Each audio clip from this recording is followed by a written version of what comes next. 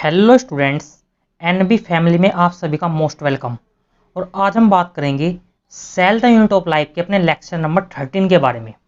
आज का जो हमारा टॉपिक है वो है माइटोकॉन्ड्रिया। आज हम माइटोकॉन्ड्रिया के बारे में डिस्कस करेंगे। लास्ट लेक्चर में हमने गोल्जी कॉम्प्लेक्स को पढ़ा था, आज हम पढ़ेंगे माइटोकॉन्ड्रिया। हमने वैक्यूल और लाइसोसोम्स को भी कंप्लीट कर लिया है, मीन्स हमने जो एंडोमेम्ब्रेन सिस्टम है वो अपना फिनिश कर लिया है। आज का हमारा टॉपिक है माइटोकॉन्ड्रिया। माइटोकॉन्ड्रिया के अंदर जो सब टॉपिक्स पढ़ेंगे वो हो गए माइटोकॉन्ड्रिया का ओवरव्यू देखेंगे हम कि माइटोकॉन्ड्रिया का साइज कितना होता है, माइटोकॉन्ड्रिया माइक्रोस्कोप में विजिबल होता है या नहीं होता, इस बारे में हम यहाँ पर बात करेंगे। नंबर 2 पर देखेंगे हम कंपोनेंट्स कि माइटोकॉन्ड्रिया के अंदर कौन कौन से हमें कंपोनेंट्स देखने को मिलते हैं। जैसे जो इसके अंदर आउटर मेम्ब्रेन होती है, इनर मेम्ब्रेन होती है, इसके अंदर हमें मैट्रिक्स देखने को मिलता है, इसके बारे में हम बात करेंगे। इस फंक्शंस क्या होते हैं माइटोकॉन्ड्रिया के, इसके बारे में भी हम बात करेंगे। जैसे हम एनसीईआरटी के अंदर हमें डायग्राम गिवन है, माइटोकॉन्ड्रिया के बाहर एक आउटर मेम्ब्रेन होती है, इसके अंदर एक इनर मेम्ब्रेन हमें देखने को मिलती है, और आउटर व इनर मेम्ब्रेन के बीच में जो स्पेस होता है उसे बोलते हैं इंटरमेम्ब्रेनस स्पेस। और इसके जो इनर मेम्ब्रेन होती है उसमें हमें फोल्डिंग देखने को मिलते हैं, इन फोल्डिंग देखने को मिलते हैं जिसे हम क्रिस्टा बोलते हैं। हमने भी आपको इस जो हम पढ़ने वाले हैं उसका हमने ओवरव्यू दिया है। अब हम वारी वारी से हर टॉपिक के बारे में बात करते हैं। अब हम जो माइटोकॉन्ड्रिया है उसके बेसिक इंट्रोडक्शन के बारे में बात कर लेते हैं, फिर बाद में हम एनसीईआरटी को भी डिटेल से समझेंगे। जो माइटोकॉन्ड्रिया होता है, माइटोकॉन्ड्रिया को हम पावर हाउस ऑफ सेल्स भी बोलते हैं क्योंकि यहाँ पर एरोबिक रेस्पिरेशन हमें देखने को मिलता है। जो माइटोकॉन्ड्रिया होता है, अगर हम सिंगुलर की बात करें तो उसे माइटोकॉन्ड्रियन बोलते हैं, अगर प्लूरल की बात करें तो उसे माइटोकॉन्ड्रिया बोलते हैं। सिंगुलर माइटोकॉन्ड्रियन और प्लूरल माइटोकॉन्ड्रिया। जो माइटोकॉन्ड्रिया है इसे हम माइक्रोस्कोप से नहीं देख सकते, कैन नॉट विजिबल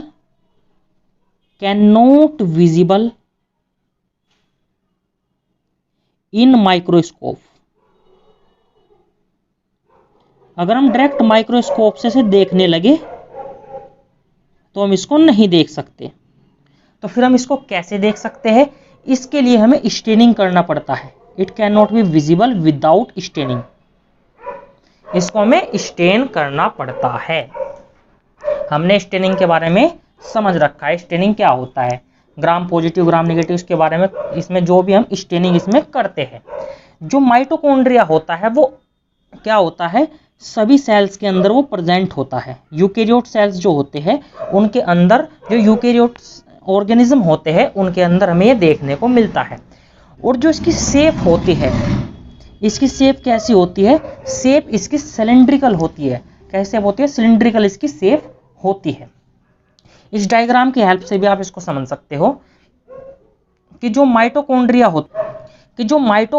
होता है, माइटोकॉन्ड्रिया की 2 मेम्ब्रेन होती है। माइटोकॉन्ड्रिया की बाहर वाली मेम्ब्रेन कैसी है? आउटर मेम्ब्रेन बोल रहे हैं इसको हम। और जो अंदर वाली मेम्ब्रेन है, जो अंदर वाली ग्रीन कलर वाली जो मेम्ब्रेन है, यह है इसकी इनर मेम्ब्रेन। और इन दोनों मेम्ब्रेन्स के बीच में जो ये स्पेस आपको दिखाई दे रहा है, जो मैं मार्क कर रहा हूं, जो आप ये स्पेस देख पा रहे हो, इस स्पेस को बोलते हैं इंटर मेम्ब्रेन स्पेस। इसे क्या बोलते हैं? Inter membrane space. और जो माइटोकॉन्ड्रिया की इनर मेम्ब्रेन होती है, माइटोकॉन्ड्रिया की जो ग्रीन कलर वाली इनर मेम्ब्रेन होती है, इस मेम्ब्रेन के अंदर, इस मेम्ब्रेन में इनफोल्डिंग पाए जाते हैं। मेम्ब्रेन आप देख सकते हो, इस मेम्ब्रेन में इनफोल्डिंग, इसके अंदर डिफरेंट फोल्ड देखने को मिलते हैं। इन फोल्ड को हम क्या बोलते हैं? इन इनफोल्डिंग को हम क्रिस्टे बोलते हैं। इन इनफोल्डिंग को हम क्या बोलते हैं? क्रिस्टे बोलते हैं। इस इनफोल्डिंग को क्या बोलते हैं? हम क्रिस्टे बोलते हैं। और इसके अंदर हमें क्या देखने को मिलता है? इसके अंदर हमें मैट्रिक्स देखने को मिलता है। इसके अंदर क्या होता है? मैट्रिक्स हमें देखने को मिलता है। और इस मैट्रिक्स के अंदर क्या होता है, हमें डीएनए एंड राइबोसोम्स देखने को मिलता है। इसके अंदर अगर आप बात करें डीएनए, कैसा डीएनए होता है, 70S टाइप का डीएनए इसके अंदर हमें देखने को मिलता है। जो बैक्टीरिया के अंदर हमें डीएनए देखने को मिलता है, उसी प्रकार का डीएनए यहाँ पर सर्कुलर 70S टाइप का डीएनए हमें यहाँ पर देखने को, जो डीएनए होता है वो सर्कुलर होता है। और जो राइबोसोम होते हैं इसके अंदर, जो राइबोसोम होते हैं वो 70S टाइप के होते हैं। और जो डीएनए होता है वो कैसा होता है, डीएनए इसका सर्कुलर होता है।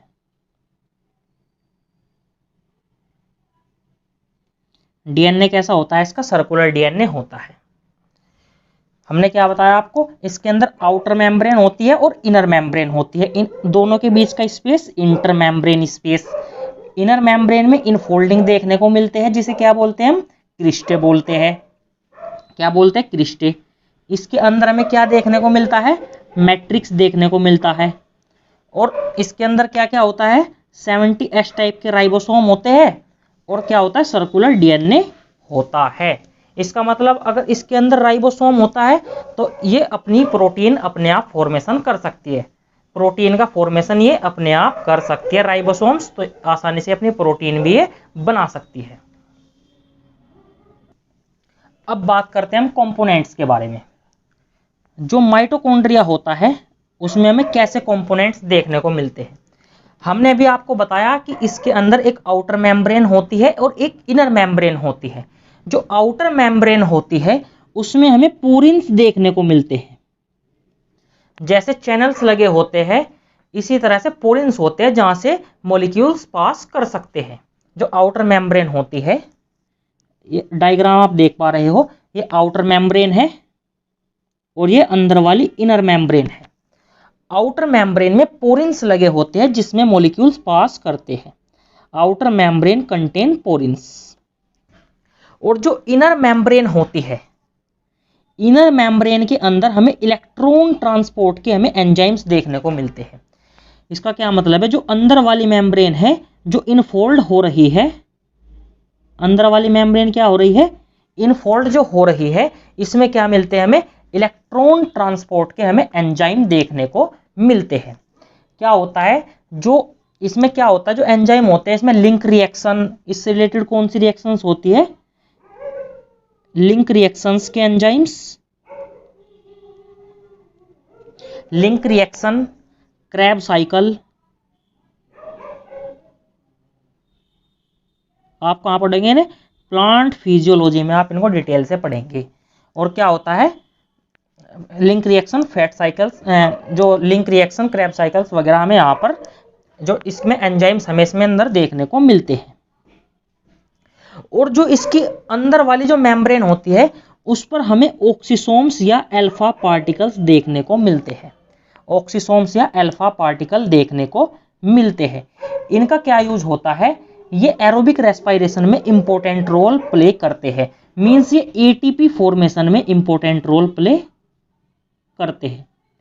इन्हें हम क्या बोलते हैं, इन्हें F0 F1 पार्टिकल भी हम बोलते हैं। और जो इंटर मेम्ब्रेन स्पेस होता है, इंटर मेम्ब्रेन स्पेस की जो पीएच होती है वो लो होती है। मींस जो ये वाला स्पेस है, इंटर मेम्ब्रेन स्पेस की जो पीएच होती है वो लो होती है। और क्या होता है, यहाँ पर एटीपी सिंथेसिस हमें देखने को मिलता है। एटीपी सिंथेसिस में मेन रोल प्ले कौन करता है, वो होते हैं जो F1 पार्टिकल हमें इसके ऊपर ये जो देखने को मिल रहे हैं, इनका इंपॉर्टेंट रोल होता है। Its matrix contains respiratory enzymes like link reactions, crab cycles and fat synthesis. और double standard DNA circular type कैसा होता है, 70S टाइप का हमें यहाँ पर डीएनए देखने को मिलता है। और क्या होता है, हमने जो ऑक्सीसोम्स होता है इसमें ये बेस हो गया इसका, ये स्टॉल्क और ये हेड होता है। अब बात करते हैं हम ऑक्सीसोम्स के बारे में, बात कर लेते हैं कि ऑक्सीसोम्स पर्टिकुलरली होता क्या है। हमने आपको बताया ऑक्सीसोम्स को F0 F1 पार्टिकल भी हम बोलते हैं। F0 F1 पार्टिकल भी हम इसको बोलते हैं। और क्या होता है, जो ऑक्सीसोम्स होता है, ऑक्सीसोम्स एक ऐसी स्ट्रक्चर होती है, oxysomes are the structure which are present on the surface of folded inner membrane of mitochondria. हमने आपको बताया जो इनर मेम्ब्रेन होती है उसकी इनफोल्डिंग पर, जो इनर मेम्ब्रेन की जैसे वो इनफोल्डिंग हो रही थी, यहाँ पर हमें क्या होते हैं, ये अल्फा पार्टिकल हमें ऐसे देखने को मिलते हैं। They are called F0 F1 particle और ATP सिंथेटेज। मीन्स क्या बताना चाह रहे हैं हम आपको, they play the important role in the formation of energy functioning the cells. जो ये अल्फा पार्टिकल्स होते हैं, सॉरी F0 F1 पार्टिकल्स जो होते हैं, ये ATP के फॉर्मेशन में इंपॉर्टेंट रोल प्ले करते हैं। फॉर्मेशन ऑफ एनर्जी, सिंपल सी बात है, ये ATP फॉर्मेशन की ही बात कर रहा है। ATP फॉर्मेशन में इंपॉर्टेंट रोल प्ले करते हैं।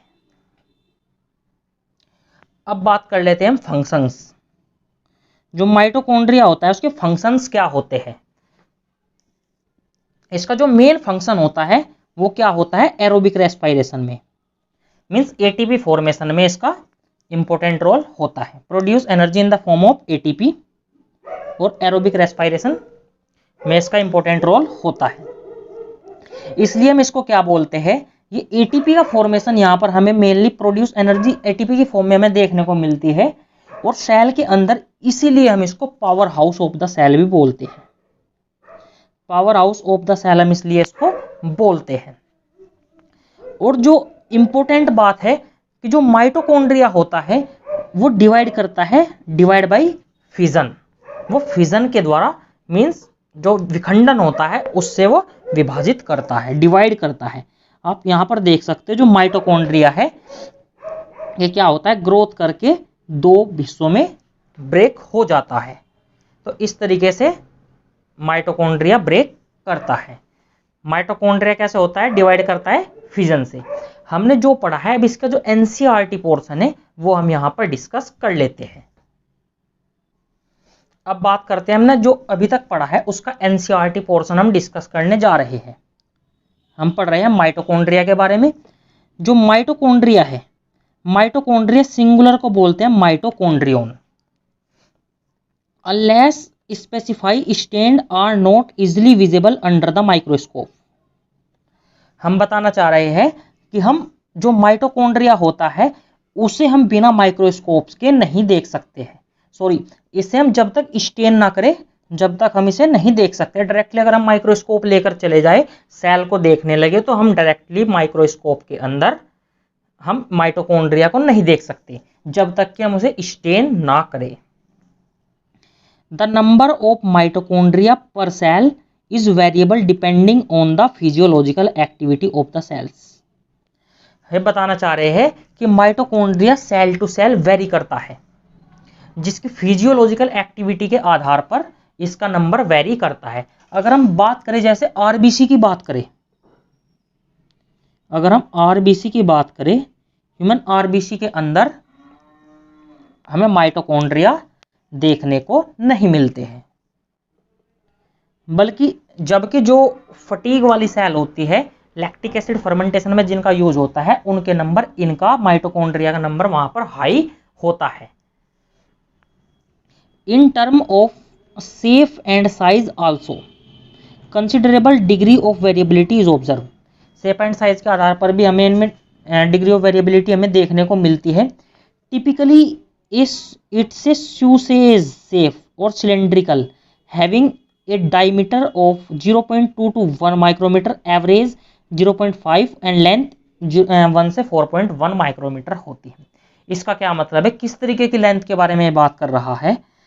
ये हमारे पास कोई माइटोकॉन्ड्रिया है, ये हमारे पास क्या है, माइटोकॉन्ड्रिया है।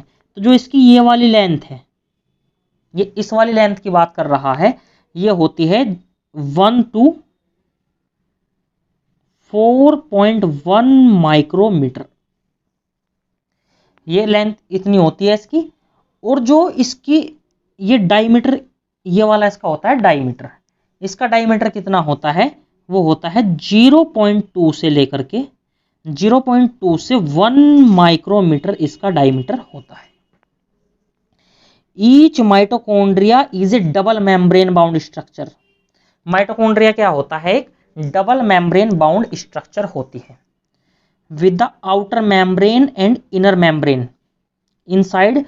क्या होती है इसके बाहर? हमने बताया आपको दो मेम्ब्रेन होती है, एक आउटर मेम्ब्रेन और एक इनर मेम्ब्रेन होती है। Dividing it's lumen distinctly into two aqueous compartment, एक होता है आउटर कंपार्टमेंट और एक होता है इनर कंपार्टमेंट। दो कंपार्टमेंट हमें देखने को मिलते हैं, एक आउटर कंपार्टमेंट और एक inner compartment. Inner compartment is filled with A dense homogeneous substance called matrix. हमने आपको बताया था इनर मेम्ब्रेन के अंदर हमें क्या देखने को मिलता है, वहां पर क्या देखने को मिलता है? हमें मैट्रिक्स देखने को मिलता है। और outer membrane form the continuous limiting boundary of the organelles. जो आउटर मेम्ब्रेन होती है वो क्या होती है? इसकी लिमिटिंग बाउंड्री है, बाहर वाली लिमिटिंग बाउंड्री को बनाती है। The inner membrane form A number of infolding called cristae. जो इनर मेम्ब्रेन होती है, अंदर वाली मेम्ब्रेन में ऐसे हमें इनफोल्डिंग्स देखने को मिलते हैं, जिसे क्या बोलते हैं? हम क्रिस्टे बोलते हैं। और सिंगुलर को क्या बोलते हैं? हम क्रिस्टा। प्लुरल क्या हो गया? क्रिस्टा। और सिंगुलर क्रिस्टा और plural cristae. Towards the matrix कहाँ होते हैं? इसके अंदर क्या होता है? इनर मेम्ब्रेन के ऐसे मैट्रिक्स भरा होता है, तो इनर द मैट्रिक्स होते हैं, जो क्रिस्टे होते हैं वह इनवर्ड द मैट्रिक्स होते हैं। The cristae increase the surface area. जो क्रिस्टे होते हैं वो सरफेस एरिया को बढ़ाते हैं, क्योंकि क्या होता है कि जो अंदर वाले, इसका क्या मतलब है? जो इनर मेम्ब्रेन के अंदर जो इनफोल्डिंग्स हमें देखने को मिलते हैं, ऐसे इनर मेम्ब्रेन के अंदर ऐसे इनफोल्डिंग्स जो हमें देखने को मिलते हैं, इससे क्या होता है? सरफेस एरिया बढ़ता है। इससे क्या होता है? सरफेस एरिया है वो इंक्रीज होता है। सरफेस एरिया क्या होता है? इससे इंक्रीज होता है। The two membrane have its own specific enzyme associated with its mitochondrion functions. ये बताना चाह रहा है कि जो आउटर मेम्ब्रेन होती है और इनर मेम्ब्रेन होती है उस पर अपने डिफरेंट एंजाइम्स हमें देखने को मिलते हैं। हमें पता है कि जो अंदर वाली मेम्ब्रेन होती है इस पे कैसे होते हैं? इलेक्ट्रॉन ट्रांसपोर्ट सिस्टम के हमें एंजाइम्स देखने को मिलते हैं। और जो आउटर मेम्ब्रेन होती है उसमें क्या लगे होते हैं? इसमें क्या होते हैं? पोरिन्स लगे होते हैं। आउटर मेम्ब्रेन में हमें पोरिन्स देखने को मिलते हैं और अंदर वाली मेम्ब्रेन में हमें इलेक्ट्रॉन ट्रांसपोर्ट सिस्टम के एंजाइम्स देखने को मिलते हैं। The mitochondria are the site of aerobic respiration. ने क्या बताया? माइटोकॉन्ड्रिया साइट होती है एरोबिक रेस्पिरेशन की। They produce cellular energy in the form of ATP. ये एनर्जी को क्या करती है? जो एनर्जी होती है वो एटीपी की फॉर्म में रिलीज करती है। मींस यहां पर एटीपी का फॉर्मेशन हमें देखने को मिलता है। Hence they called power house of the cells. क्योंकि यहां पर हमें एटीपी का फॉर्मेशन देखने को मिलता है, इसलिए हम इसे क्या बोलते हैं? Power house of the cell बोलते हैं। The matrix also possesses single circular DNA molecules, a few RNA molecules भी हमें यहाँ पर देखने को मिलते हैं। इसमें क्या होता है? मैट्रिक्स के अंदर सिंगल सर्कुलर डीएनए देखने को मिलता है। किस तरीके का देखने को मिलता है? जैसे हमें बैक्टीरिया के अंदर देखने को मिलता है। बैक्टीरिया के अंदर क्या होता है? सिंगल सर्कुलर डीएनए हमें देखने को मिलता है। इसी प्रकार का डीएनए हमें माइटोकॉन्ड्रिया के अंदर भी देखने को मिलता है। फ्यू आरएनए मॉलिक्यूल्स भी होते हैं। राइबोसोम्स कैसा होता है? 70S टाइप का होता है। Components required for the synthesis of protein. जो कंपोनेंट्स होते हैं वे रिक्वायर्ड होते हैं प्रोटीन के सिंथेसिस के लिए। मींस क्या होता है यहाँ पर? ये राइबोसोम से क्या हो सकता है? 70S टाइप का जो राइबोसोम है इससे प्रोटीन का फॉर्मेशन हो सकता है। जो डीएनए मॉलिक्यूल्स हैं ये जो यहाँ पर राइबोसोम है इससे क्या होगा? प्रोटीन का फॉर्मेशन हो जाएगा। The mitochondria divide by fission. हमने आपको बता दिया था कि जो माइटोकॉन्ड्रिया होता है कैसे डिवाइड करता है? वो डिवाइड बाय फिजन। तो अगले लेक्चर में हम बात करेंगे, आज माइटोकॉन्ड्रिया में आज इतना ही। अगले लेक्चर में हम बात करेंगे क्लोरोप्लास्ट के बारे में, हम जो प्लास्टिड्स है उसको हम समझेंगे। तो थैंक यू बच्चों, मिलते हैं अगले लेक्चर में। मेहनत करते रहे, ऑल द वेरी बेस्ट।